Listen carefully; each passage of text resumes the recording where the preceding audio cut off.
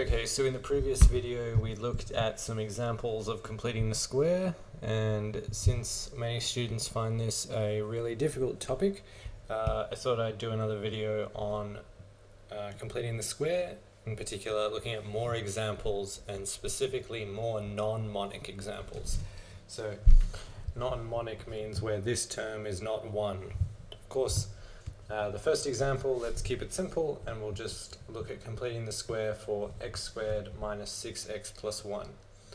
So remember that this is of the form x squared plus bx plus c, and when we complete the square, we convert this to x plus b over 2 squared plus c minus b squared over 4. Okay, so let's do that. So what we'll do is we'll write x minus 3 squared plus 1, and then so here 6 divided by 2 is 3, so we'll have minus 3 there. Plus 1 sticks around, and now we're going to minus negative 6 over 2 squared. That's this negative b squared over 4. So I'll have x minus 3 squared plus 1. Now negative 6 over 2 is negative 3, and negative 3 squared, well, let's just write negative 3 squared. So this is x minus 3 squared plus 1 minus 9, and this is x minus 3 squared minus 8. Okay, just look at one more monic example. So remember, we just halve this coefficient, so we'll have x minus 5 over 2 squared plus 3, and then we'll subtract minus 5 over 2 squared. So here we have x minus 5 over 2 squared plus 3 minus 25 over 4. Now we just need to do this fraction here, and so 3 minus 25 over 4, let's make this a common denominator. Common denominator will be 4, and to get the 4 here, remember this is originally a 1, we multiply by 4, so I'll make that 12, and so I'll have minus 13 over 4. Okay, so returning to here, what we have is x minus 5 over 2 squared minus 13 over 4. Okay, here we have a non-monic example, 2x squared plus 6x plus 3. So what we're going to do is we're going to factor out the 2. So we'll get x squared plus 3x plus 3 over 2. And now we just apply the completing the square method to this. So what we'll have is we'll keep the 2 out the front. We half this exponent, so I'll have 3 over 2 squared.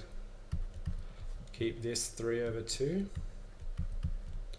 And then subtract this 3 over 2 squared. Okay, so now we just need to simplify what's here. Let's write that a little neater. So I'm going to have plus 3 over 2 minus 9 over 4. 3 over 2 squared is 9 over 4. And just to make life a little easier, I'll expand the 2 out now. So I'll have 2 times x plus 3 over 2 squared. We'll have plus 3 minus 9 over 2.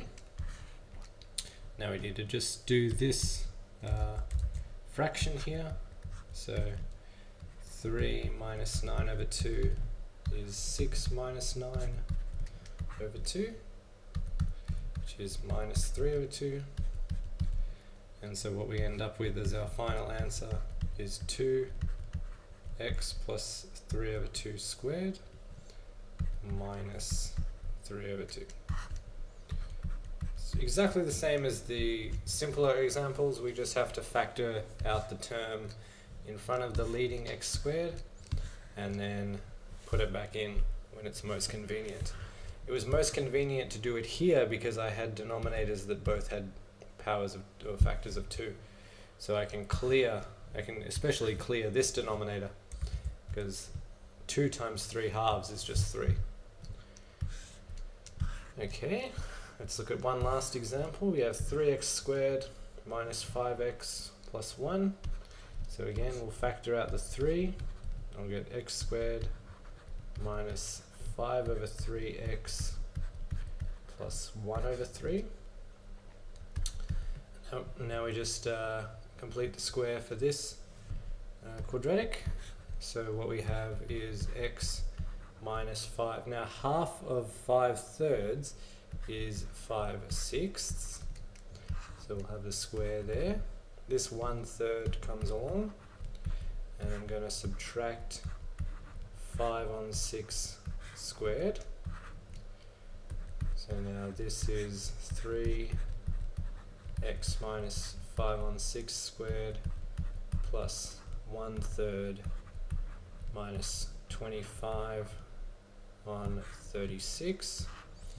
Since we have a 3 here and a factor of 3, I'm going to expand the 3 out now. So I have x minus 5 over 6 squared plus 1 minus 25 over 12.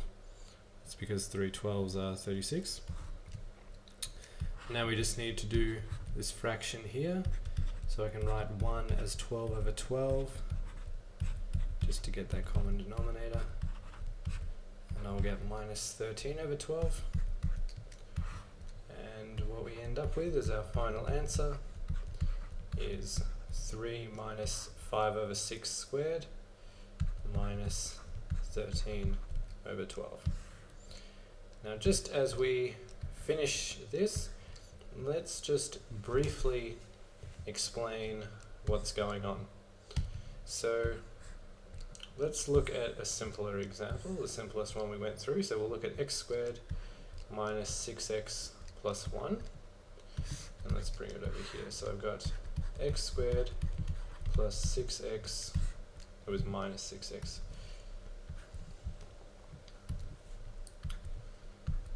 Plus 1. Okay, now I want to get something like this, x minus 3 squared. So let's expand this out, and what I get is x squared minus 6x plus 9. But I want these to be the same. Now the plus 1 comes along, but there's this bad plus 9 term. This is that, right? That's why we have to subtract it. That's why we write x squared minus 6x plus 1 as x minus 3 squared, which is x squared minus 6x plus 9. We have the plus 1, but then we get rid of this, so we subtract 9. That's the point. That's the only thing that's different when we complete the square. And it's really simple. I mean, I'm flying through these. I mean, I've had a lot of practice, and you can have a lot of practice too if you check the tutorial notes in the description and also check the answers. And once you get the hang of it though, you can fly through these very quickly. Okay, if you guys want more of these videos, let me know. Otherwise, I'll reiterate, be sure to check the video description for the tutorial notes and the cheat notes. The tutorial notes have the questions that you can use to practice this, and the cheat notes have the fully worked solutions and answers. And if you liked this video, hit the like button, and if you want to see more of this content, be sure to subscribe. I'll catch you guys in the next video.